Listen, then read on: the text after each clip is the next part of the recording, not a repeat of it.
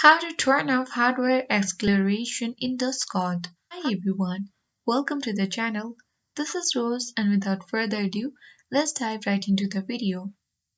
Launch any web browser on your device. Click search bar, type in discord.com and press enter. You will land on this interface. Click open Discord at top right and log into your account.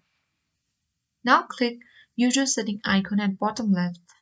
You will land on this section. Now from this left panel you simply need to scroll down using this scroller. Now click on advanced and from this section you will easily see hardware accelerations. Currently on my Discord there is not available, but if there is on yours you simply need to toggle the button off and make it to gray like I have made for developer mode.